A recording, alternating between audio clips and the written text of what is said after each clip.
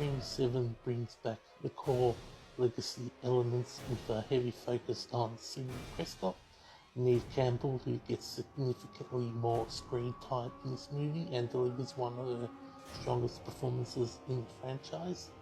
The film tries to course correct after the mixed reception of recent entries, leaning hard into nostalgia and callbacks to the original Scream. That said, it has some notable issues. The opening sequence feels off and doesn't make much sense. It comes across as forced and disconnected from the rest of the story. The movie relies too heavily on the first film for its plot and emotional beats, which makes it feel like a retreat rather than something fresh. It needed more kills. Overall, there are a few really cool, brutal scenes that stand out. The body count is lower than expected for a Scream film, and the pacing suffers because of it. I'll also say the new characters are underdeveloped, and the film doesn't introduce enough fresh faces to keep things dynamic and fresh. One of the killers is painfully obvious early on, which kills a lot of the whodunit suspense that the series usually nails. Gail Weathers, Mindy Meeks, and Martin and Chad Meeks Martin feel particularly wasted. They're mostly there as filler with little meaningful impact or development, which is disappointing given how integral some of them have been in the past previous films. On the positive side, the return of Stu Marker, Matthew Lillard, is a highlight for me. The way they introduce him initially as an AI deepfake element is smart and ties into modern themes like technology and deception, but the twist that it's really him, or at least presented as a real deal, is a fun surprise for long-time fans that haven't seen him in a while.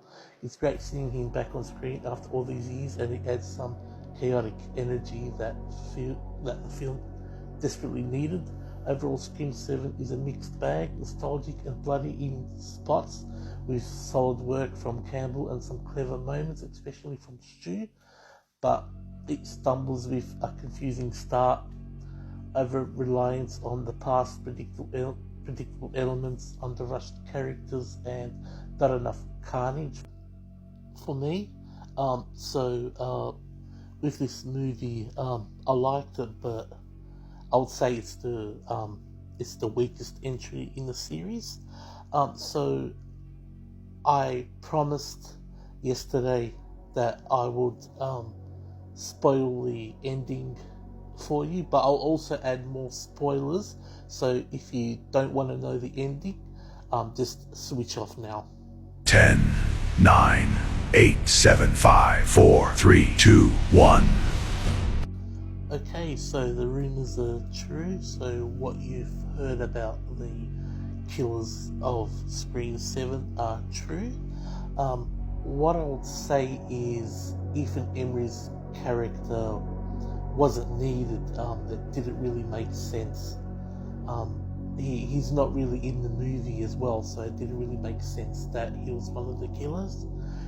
But I really enjoyed Anna Camp's reason for being the killer. I thought that was really well done. But as I said earlier in my review, it's pretty obvious that she was the killer because there's not a lot of characters in the movie. Also, one other thing that I need to mention is in Scream 6 it was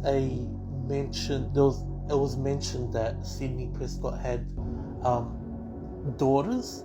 So it's hinted in this movie that she has 2 more daughters.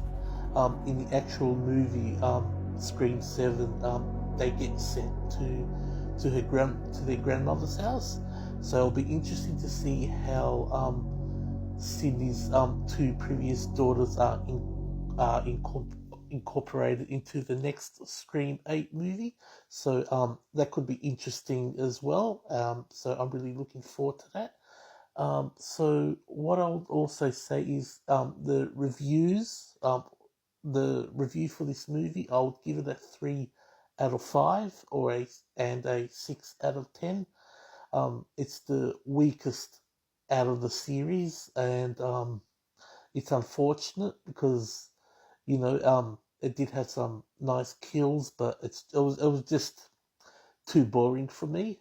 But I still liked it, but it's what can you say? It's it's the weakest out of the series, unfortunately.